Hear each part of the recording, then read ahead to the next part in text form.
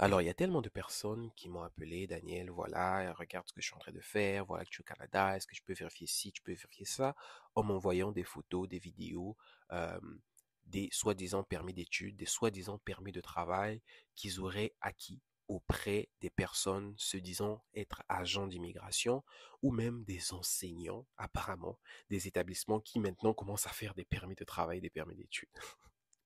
C'est drôle, mais c'est triste parce que ce sont des frères africains comme vous et moi qui malheureusement profitent de la situation, profitent du désespoir de certains pour s'enrichir.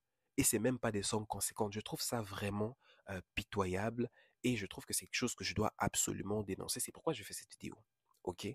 Ici, je vais vous apprendre et dénoncer ces choses-là de façon concrète pour que vous soyez avertis. Donc, si vous pensez que la fraude, les arnaques, c'est quelque chose qui ne va jamais vous atteindre, attendez pour voir. Même les plus coriaces, ils ont dit ça, finalement, ils sont tombés dans le piège. D'accord? Si tu as le malheur de tomber sur des Indiens, frère, tu vas jamais comprendre que c'est une arnaque. Tu vas pleurer même. Parce que ces gars-là sont professionnels à un niveau. Même moi, des fois, j'arrive comme ça, je vois, je n'arrive pas à détecter. Tellement ils sont bons dans ce qu'ils font. Mais là, c'est pas ça la question. Parce que ces actes sont condamnables partout au monde, surtout au Canada. Je vais lire avec vous la loi sur l'usurpation d'identité, mais aussi la loi sur les fraudes, pour que vous compreniez un peu. Hein, vous les arnaqueurs qui sont certainement en train d'écouter cette vidéo-là, savez ce qui vous attend. Hein, vous faites vos bêtises là. Si je vous attrape, j'attrape un numéro, je vais vous dénoncer à Cybersécurité Canada. Là-bas, là, eux, ils ont le temps pour bien vous chercher, pour vous arrêter, pour vous renvoyer dans votre pays, ou bien de vous donner 14 ans de prison. Attendez, je ne rentre pas dans les détails tout de suite, parce que sinon je vais commencer à m'énerver. Mais attendons. Laissez-moi d'abord digérer et bien structurer le message que je vais envoyer aux uns et aux autres. Commet une infraction quiconque obtient ou a en sa possession des renseignements indicateurs sur une personne dans l'intention de les utiliser pour commettre un acte criminel dont l'un des éléments constitutifs est la fraude, la supercherie ou le mensonge. Bon, ok. Là, c'est français trop dur, dur. Mais pour faire court, tu as pris photo de quelqu'un, tu as mis sur ton profil WhatsApp, tu te fais passer pour cette personne et tu vends des services et tu arnaques les gens, c'est une fraude. Et restez tranquille, c'est puni par la loi. C'est puni par la loi et il y a des services qui sont là spécialement pour protéger le public canadien. Parce que oui, ces fraudes-là, il n'y a pas que les gens de l'étranger qui tombent dedans. Même les gens qui sont au Canada, qui ont leur petit frère, leur grand frère, peu importe au Canada, en Afrique, pardon, veulent les faire venir, tombent dans ce genre de piège. Donc, croyez-moi, hein, c'est 14 ans, je répète, 14 ans de prison si on t'attrape.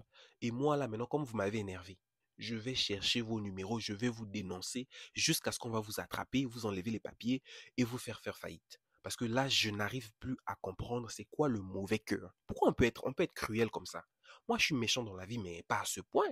Au point où tu vas voir des parents qui mettent l'argent, qui pleurent même. Écoutez, on va pas aller dans les détails, mais ça, c'est la première loi. Deuxième loi.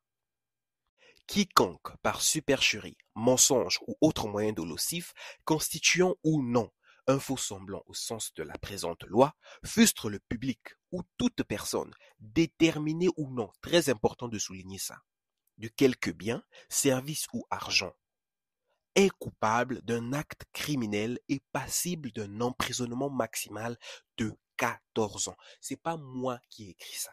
C'est le Canada, la loi du Canada. Donc vous là, je répète, faites attention. Si je vous attrape, attendez. Là, dans la vie là, hein, je pense que j'aurais dû être juge, policier ou quelque chose comme ça. Ouais, parce que mon caractère là, je commence à me dire que non, non, non, non, non. Je, je, c'est pas normal qu'on se fasse voler. C'est pas normal d'arnaquer les gens. Come on, guys. Like, tu, you can do better. Tu peux faire mieux que ça. Les autres se trouvent des emplois à temps partiel. Toi, ton travail, c'est arnaquer les gens. Attends que je t'attrape. Attends que je t'attrape. Bon, maintenant qu'on a lu la loi, il faut maintenant savoir où aller dénoncer ce genre de personnes. Ouais, tu n'as pas besoin d'être canadien, tu n'as pas besoin d'être au Canada pour dénoncer ce genre de personnes. Tu peux le faire en ligne. Et moi, je vais vous montrer où. Parce que ça doit s'arrêter. On n'en peut plus. C'est juste intolérable maintenant. On va regarder ensemble où dénoncer ce genre de criminels pour qu'on les attrape, qu'on les enlève leurs papiers et qu'ils rentrent chez eux. Qu'ils aillent arnaquer la brousse et les moustiques là-bas.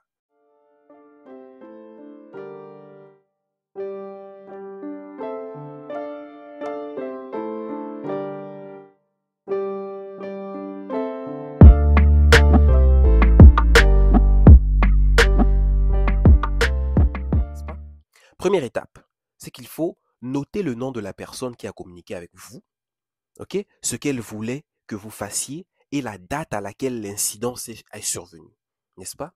Deuxième, dans le cas d'une conversation téléphonique, notez le numéro de téléphone utilisé. Vos numéros WhatsApp là qu'ils utilisent là, hein, ils s'appellent l'Université Laval, ils prennent une photo d'une femme, ils mettent. C'est ce numéro-là, hein, il faut le noter, n'est-ce pas? Dans le cas d'une communication en ligne, imprimez les principales pages web. Vous pouvez faire maintenant les screenshots de votre conversation WhatsApp. Exactement ce que vous devez faire, n'est-ce pas? Notez l'adresse exacte de la page web. Voilà. L'email adresse, par exemple, qu'ils avaient mis là. Ça peut constituer ça. OK? Le courriel. D'ailleurs, regarde, c'est ce qu'on dit dans la prochaine étape. On dit, si l'on a communiqué avec vous par email, mettez aussi le courriel. En gros, mettez toutes les informations qui sont là.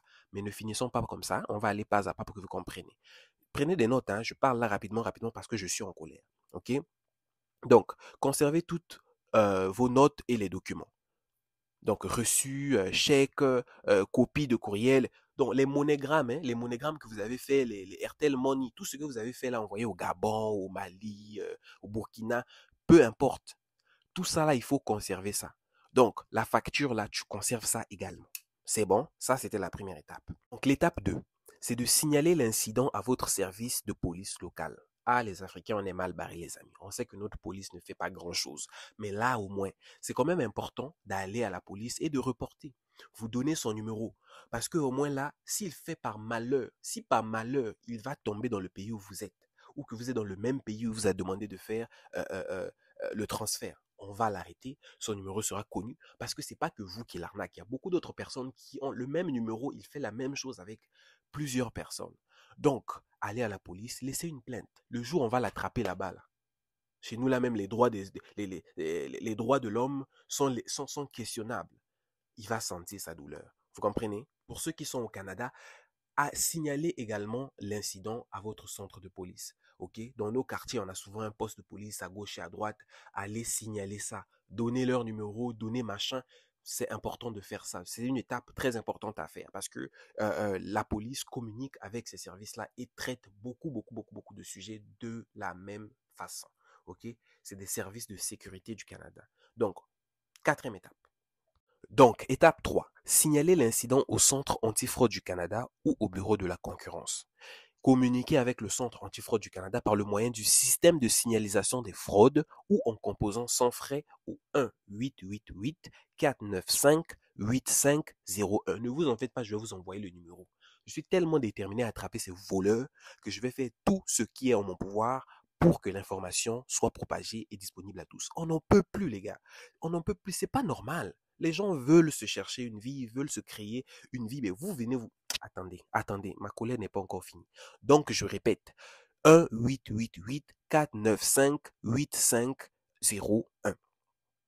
Ensuite, les étapes qui suivent sont très importantes. Ne sautez pas ce que je suis en train de dire là. N'allez pas, wow, wow, wow, c'est tout. C'est très important. C'est très, très, très, très important. Étape numéro 4. Signaler l'incident à l'institution financière qui a effectué la transaction. Voilà. Allez à Western Union, portez plainte. Hein, là où vous avez envoyé l'argent, là, le numéro qui a reçu l'argent, là, les informations. Portez plainte à Western Union. Écrivez même un courrier. Les gars, regarde. Si vous ne savez pas comment faire là, écrivez-moi. Mon adresse, je vous le donne, mon adresse email. Moi-même, je vais composer les emails coriaces pour qu'on attrape ces voleurs. C'est bon? Dénoncer, que ce soit Western Union, MoneyGram, peu importe le service que vous avez utilisé pour payer la soi-disant inscription et la soi-disant facture pour les visas, etc. Reporter, aller accuser la fraude au niveau de ces institutions-là également. Et la cinquième étape, c'est aviser le site web où la fraude s'est produite. Ça veut dire quoi? Simplement dit, ça veut dire, s'il y avait un site internet là, vous signalez ce site-là. OK? Souvent, c'est écrit signaler un abus, signaler une annonce, etc., etc. C'est vraiment pas difficile. Et si vous ne savez pas comment faire, écrivez-moi. Je vais moi-même vous donner les étapes, un après l'autre, pour que vous dénonciez ces personnes-là. C'est pas normal, ça doit s'arrêter. La dernière étape, c'est très important. Ne skippez pas. Très, très, très important. Si tu skippes ça, tu diras pas que je t'ai pas prévenu. C'est bon? Rapport de solvabilité et leur demander d'ajouter une alerte à la fraude à votre dossier. Les gars, simplement dit, ça veut dire quoi? Si tu t'es fait arnaquer et que malgré tout, tu arrives quand même au Canada, c'est très dangereux pour toi si tu vas juste comme ça et fais tes affaires. Parce que tu peux être payé, hein, tu as ton travail, tu as tout ce qu'il faut, mais tu es payé, tu ne vois jamais l'argent. Pourquoi? Parce que le gars qui t'avait fraudé avant là, hein, ton identité, il a pris ton identité et donc ton score de crédit, ok? Parce que quand tu arrives au Canada, vous savez, ça fonctionne ici comme un jeu de points. Le gars là, il a tes informations, il a ton passeport. Donc, il peut avoir une copie de ton Social Insurance Number, ton numéro d'assurance sociale qui te permet d'être payé, qui te permet d'acheter une maison, qui te permet de faire, qui te permet de vivre. C'est carrément, ça c'est ton secret. Donc s'il a ça, tu ne vas jamais percevoir tes payes et tu auras des problèmes parce que s'il prend des prêts à ton nom, il fait ceci à ton nom, tu ne sauras jamais. Et là, c'est très très dangereux.